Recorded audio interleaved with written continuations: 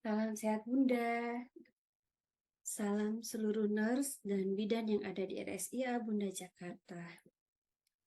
Kabar baik bahwa SPO credentialing sudah ditandatangani dan disahkan oleh Hospital Director yaitu Dr. Imelda. Dan saat ini saya Sri Nining selaku Komite Keperawatan ingin mensosialisasikan tentang SPO credentialing. Sebagai pengantar, saya ingin menjelaskan terlebih dahulu terminasi kredensial yang kita gunakan se-BMHS atau yang dipahami se-Bunda Medik.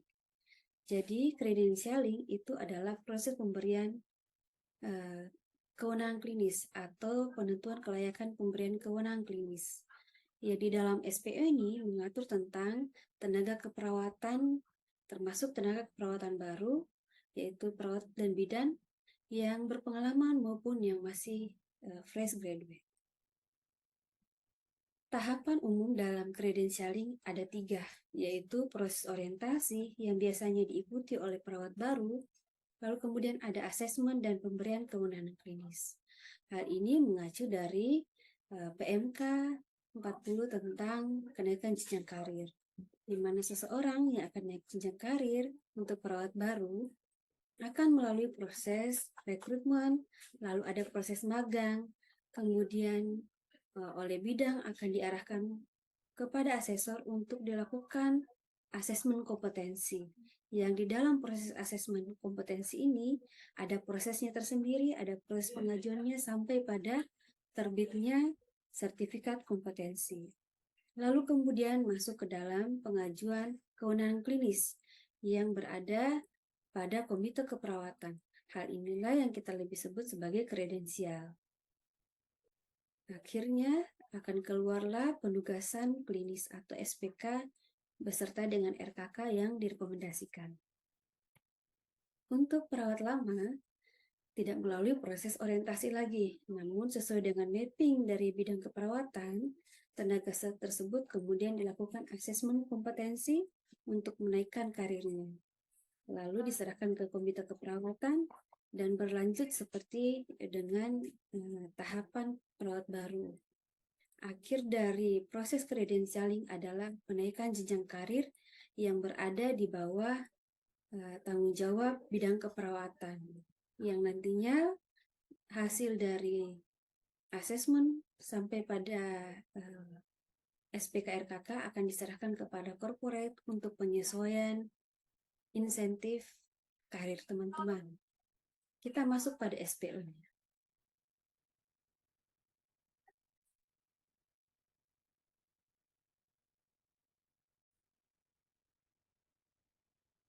Saya akan menjelaskan SPO menggunakan flowchart SPO, credentialing dan recredentialing. Yang pertama yaitu proses di mana pemohon melakukan tugasnya untuk melakukan asuhan kepada pasien. Atau untuk yang masih dalam proses orientasi, melakukan orientasi asuhan. Di dalam proses asuhan ini, tenaga keperawatan akan dilakukan penilaian kinerja dan juga asesmen kompetensi. Kedua proses ini berguna untuk melihat tingkat kompetensi tenaga keperawatan yang kemudian akan dijustifikasi dan diberikan sertifikat kompetensi. Bersertifikat kompetensi ini salah satu berkas yang harus diinput dalam proses kredensial dan rekredensial bersama dengan berkas-berkas yang ada di dalam berkas Proin dan portal Bunda. Lalu untuk mengajukan kewenangan klinis, tenaga keperawatan harus mengetahui white paper area klinisnya. Misalnya tenaga perawat di area kebidanan, maternitas, anak, atau outpatient atau medical bedah. Kita andalkan berada pada medical bedah. Maka tenaga pemohon harus mengambil white paper medical bedah, melihat kewenangan yang ada di dalam. Jika dia PK2, maka dia hanya bisa mengajukan kewenangan yang ada pada area PK2. Lalu kemudian melihat setiap itemnya, mengevaluasi diri masing-masing. Apakah di setiap item yang ada di PK2 itu, kewenangan di PK2 itu ingin diajukan secara mandiri atau supervisi. Untuk menentukan mandiri supervisi, tenaga keperawatan harus melihat, merefleksi diri masing-masing. Apakah kewenangan tersebut sudah mampu dilakukan atau belum?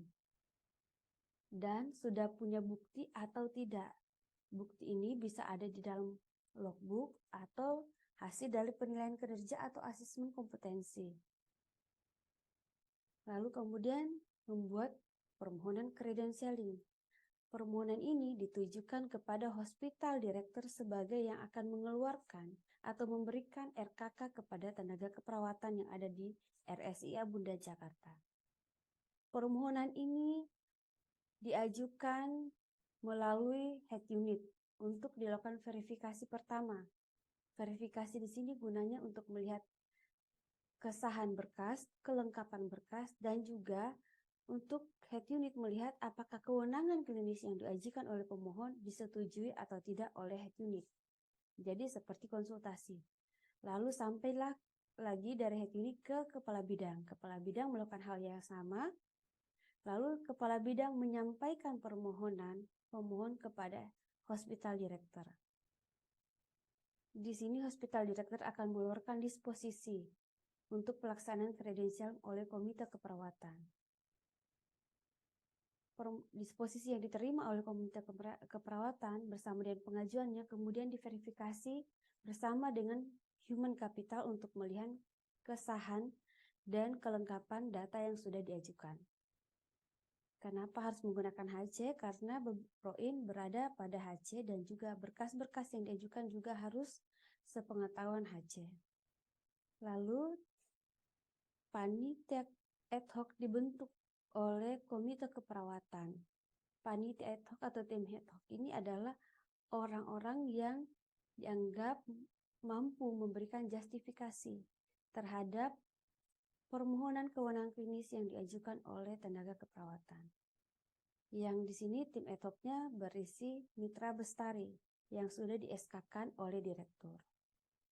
Mitra bestari akan melakukan rapat kredensialing untuk memverifikasi permohonan kredensialing yang masuk dan akan mengeluarkan rekomendasi SPK RKK. SPK RKK yang direkomendasikan disampaikan kepada hospital director untuk kemudian dibuat persetujuan dan pengesahan. Lalu diserahkan kembali kepada komite keperawatan. Komite keperawatan akan memanggil pemohon untuk menjelaskan SPK RKK yang akhirnya disetujui, beserta dengan tanggung jawab dan hak dari tenaga keperawatan dari SPK RKK yang baru. Dokumen SPK RKK dalam bentuk hard copy akan diserahkan dan inventarisasi oleh human capital. Lalu SPK RKK soft copy akan diserahkan kepada kepala bidang beserta dengan pemohon tadi. Pemohon akan diserahkan kepada kepala bidang untuk diberikan penempatan yang sesuai dengan SPK RKK yang baru. Lalu kepala bidang akan memberikan lagi menyerahkan pemohon kepada head unit. Head unit akan menempatkan, menugaskan sesuai dengan SPK RKK yang baru. Sedangkan pemohon bertugas untuk melakukan update data di dalam Proin dan portal Bunda.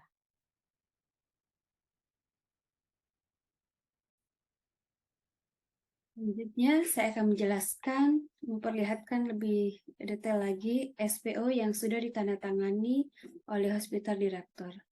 Sehingga SPO ini dinyatakan sah dan harus dilaksanakan. Langkah pertama sesuai dengan bagan, yaitu pengisian portal Bunda dan juga Proin untuk melengkapi data-data. Kemudian perawat atau pemohon melakukan self-assessment dengan cara membuka white paper untuk melihat kewenangan mana yang bisa diajukan. Lalu, membuat surat permohonan yang ditujukan secara tertulis kepada hospital director. Nah, link ini akan diisi di dalam link yang sebentar lagi akan dijelaskan. Kemudian, jika di dalam Proin dan portal Bunda ada berkas yang mungkin akan mendukung pemberian kewenangan klinis seperti sertifikat kompetensi atau bukti-bukti lain boleh diserahkan bersama dengan berkas-berkasnya secara real atau diberikan hard copy kepada head unit, nanti akan dilanjutkan ke kepala bidang dan dilanjutkan lagi ke hospital director. Di sini head unit menerima permohonan tersebut, melakukan verifikasi data, jika approve dilanjutkan lagi kepada kepala bidang. Kepala bidang melanjutkan permohonan tersebut kepada hospital director. Jadi head unit dan kepala bidang hanya melakukan verifikasi kelengkapan saja. Lalu kemudian hospital director akan mengeluarkan disposisi untuk pelaksanaan credentialing dilakukan oleh komite keperawatan. Ketua komite akan menugaskan subkomite credentialing untuk membuat pelaksanaan credentialing. Subkomite keperawatan bersama dengan Human Capital akan melakukan verifikasi berkas kelengkapan dokumen yang ada dalam PROIN, karena PROIN ini dikuasai oleh Human Capital, dan portal Bunda akan diverifikasi oleh Komite Keperawatan. Subkomite Credentialing akan menyusun perencanaan penyelenggaraan komite credentialing, termasuk menunjuk mitra bestari berdasarkan data pemohon yang masuk, untuk nantinya dibentuk panitia ad hoc. Jika seandainya mitra bestari yang dibutuhkan itu berasal dari luar RSI Bunda Jakarta, maka Komite Keperawatan akan mengajukan usulan pembuatan surat tugas kepada hospital director. Panitia ad hoc yang sudah dibentuk ini kemudian melakukan verifikasi, melihat portofolio dan kelengkapan pemohon yang akan menjadi bukti kelayakan pemberian kewenangan klinis yang disesuaikan dengan white paper. Bila diperlukan atau jika data yang didapatkan kurang kuat, maka panitia ad hoc berhak melakukan asesmen ulang, namun sifatnya hanya untuk verifikasi atau konfirmasi terhadap dokumen serta kompetensi perawatnya. Jadi asesmen yang dilakukan ini bukanlah asesmen yang dilakukan oleh asesor. Sifatnya lebih singkat dan lebih simpel. Panitia ad hoc setelah melihat setiap bukti-bukti yang ada, kemudian secara mufakat menentukan rekomendasi kewenangan klinis yang diserahkan kepada subkomite credentialing beserta dengan membuat berita acara pelaksanaan credentialing. Subkomite akan menyampaikan hasil rapat kepada Ketua Komite Keperawatan. Ketua Komite merekomendasikan penerbitan surat penugasan klinis dan RKK kepada Hospital Director yang kemudian akan mengeluarkan atau menerbitkan SPK RKK. SPK RKK yang telah ditandatangani atau disahkan oleh Direktur akan diserahkan kepada Komite Keperawatan, yang selanjutnya komite akan memanggil pemohon untuk memberikan penjelasan terkait tanggung jawab dan juga tanggung gugat dari SPK RKK yang diberikan. Kemudian tenaga perawat yang sudah diberikan penjelasan akan diserahkan kepada kepala bidang untuk mendapatkan penempatan sesuai dengan area klinisnya. Sedangkan berkas hard copy yang telah ditandatangani tersebut akan diserahkan kepada Human Capital untuk diinventarisasi. Komite Keperawatan akan melakukan evaluasi terhadap proses pemberian kewenangan klinis atau SPK RKK ini. Dokumen yang telah didapatkan akan disimpan oleh Komite Keperawatan ke dalam portal Bunda setiap pemohon, yang bisa dilihat kapan saja. Sedangkan tenaga keperawatannya boleh mengupdate data di dalam PROIN maupun portal Bunda sesuai dengan hasil permohonan SPK RKK-nya. Berdasarkan regulasi ini, Komite Keperawatan menyediakan link untuk nurse dan bidan sekalian mengisi pengajuan credentialing. Link itu ada di dalam SharePoint yang akan diberikan. Cukup mengklik dulu link pengajuan ini. Di dalam link pengajuan disertakan resource atau sumber untuk mendapatkan form yang harus diisi, yaitu ada pada link di bawah ini, link formulir. Saya perlihatkan isi dari link formulir. Link formulir seperti ini. Di dalamnya ada FK1, FK2, FK3. FK1 ini adalah surat permohonan kepada direktur.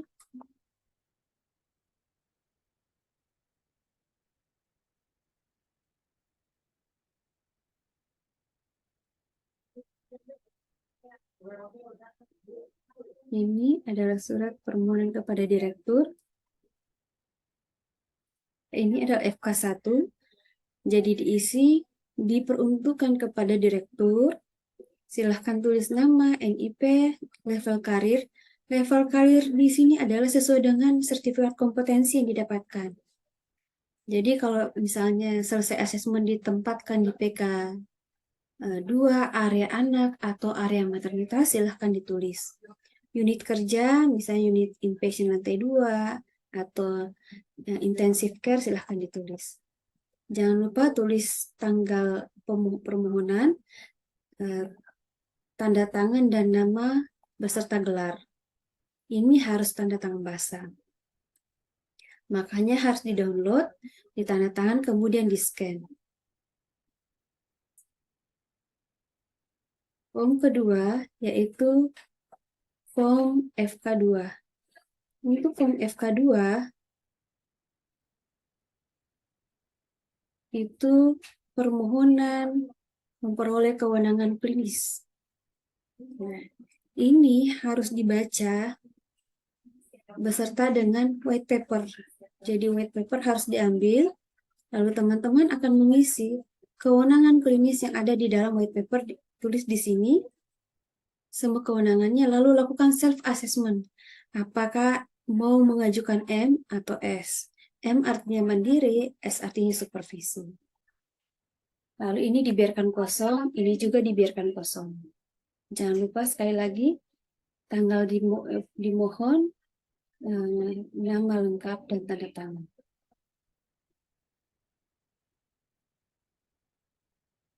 Form ketiga yaitu form pengajuan kewenangan klinis kepada komite. Ini harus diisi berdasarkan data-data yang dimiliki.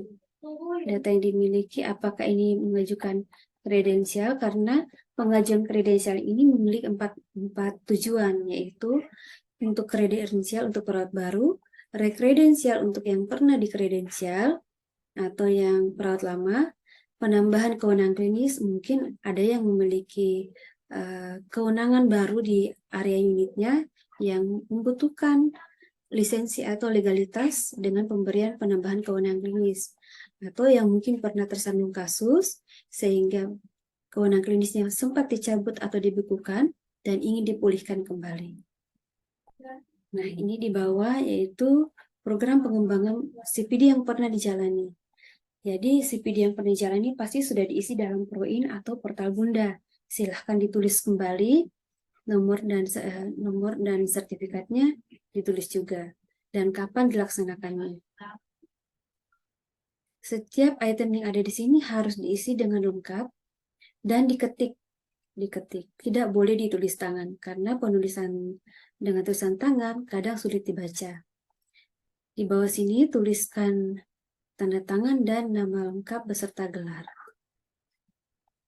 Form yang sudah diisi disimpan dalam satu folder dan disubmit ke dalam link pengajuan kewenangan klinis.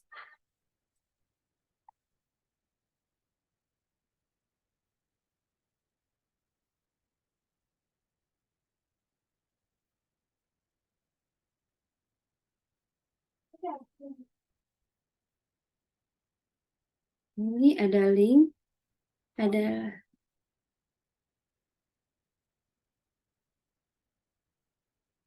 ini adalah link yang harus diisi. Ini ada link form request kewenangan klinis. Ini adalah yang saya sebutkan tadi, bahwa ada alamat yang bisa diambil untuk mendapatkan form-form yang harus diisi, serta beberapa penjelasan terkait kredensialing. Silahkan diisi sesuai dengan permintaannya. Diisi sesuai dengan permintaan, apakah sudah atau belum. Sudah artinya sudah dilakukan asesmen, sudah mendapatkan sertifikat kompetensi dari bidang. Kalau sudah, klik sudah. Jika belum, maka akan langsung ending. Karena berarti Anda atau nurse atau bidan harus di asesmen dulu sebelum mengisi form ini. Jika sudah, klik sudah, lalu lanjut berikutnya. Nah, di sini untuk pengisian data, tuliskan nama lengkap beserta dengan gelarnya. Ini contohnya di atas. Kalau yang D3 silahkan ditulis sesuai dengan gelarnya. NIP adalah nomor induk kepegawaian yang ada RSI Bunda Jakarta, unit Anda bekerja, apakah Anda perawat atau bidan, dan menuju karir apa. Jadi berdasarkan hasil asesmen, apakah teman-teman itu asesmen naik karir atau tidak. Silahkan tulis. Seandainya Anda adalah untuk pemulihan kewenangan klinis atau penambahan kewenangan klinis, maka tuliskan sesuai dengan jenjang karir Anda saat ini. Lalu tanggal pengajuan tinggal klik saja di sini, sesuai dengan tanggal pengajuan klik langsung, yaitu klik today. Namun kalau memang misalnya mengajukannya sudah diajukan namun ini belum diisi, silahkan diisi sesuai dengan form pengajuan yang kepada direktur, hospital direktur. Lalu save. Berikut ini saya tidak akan tersave karena saya belum mengisi. Setelah diisi, maka tenaga keperawatan sekalian, nurse dan bidan sekalian harus segera menghubungi komite keperawatan, head unit, dan kepala bidang untuk kami mengetahui bahwa nurse dan bidan sekalian sementara mengajukan kewenangan klinis. Demikian terkait SPO, kredensial, dan rekredensial tenaga keperawatan RSIA Bunda Jakarta. Jika ada yang kurang dipahami, saya terbuka untuk menerima pertanyaan ataupun masukan dari setiap tenaga keperawatan yang ada RSIA Bunda Jakarta. Semoga sosialisasi ini akan lebih membuat kita sepaham dan lebih memudahkan lagi terkait proses kredensialing yang ada di RSIA Bunda Jakarta. Salam sukses untuk kita semua dan salam profesional untuk semua perawat. Terima kasih.